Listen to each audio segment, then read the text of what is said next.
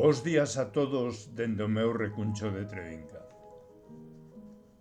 Cando se chega á miña idade, son moitas as cousas no eido cultural coas que disfruto, pero son menos cada vez as que me producen emoción.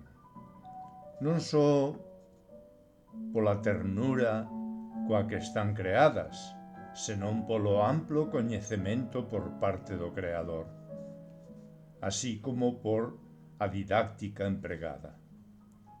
Este é o caso do profesor Xesús Golmar Rodríguez, que no número 20 da nosa revista Nós, a xente do redor, regálanos a súa filla, compañeira insigne do noso grupo cultural, Charo Golmar. No artigo que hoxe iniciarei a súa lectura, este profesor tristemente desaparecido apórtanos uns coñecementos fruto dun estudo que enlaza maxistralmente as ciencias coa arte e coa música.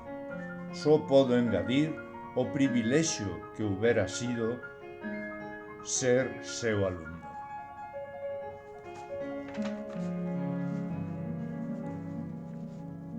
Ciencia e arte, a música, por Xesús Golmar Rodríguez. Unir a ciencia e a arte, o pensamento e o sentimento, como manifestacións distintas, como efectos dunha mesma causa, foi unha das preocupacións de todos os grandes pensadores e de todos os grandes artistas.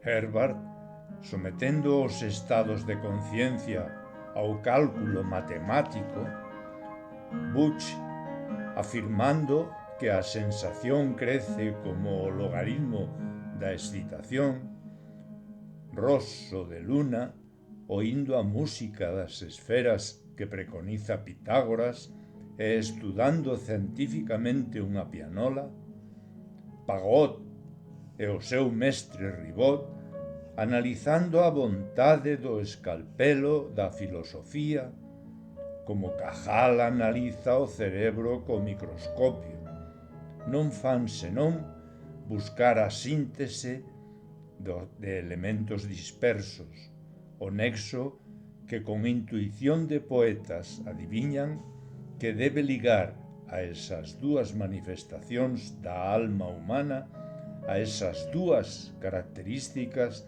que son o pensar e o sentir, o cerebro e o corazón, que unidos nos seus efectos producen o deleite incrible que estudou Tarapelli analizando as causas do velo. Queridos amigos, continuade ca lectura deste artigo que desde logo é moi fructífero. Grazas por todo, Charo Golmar.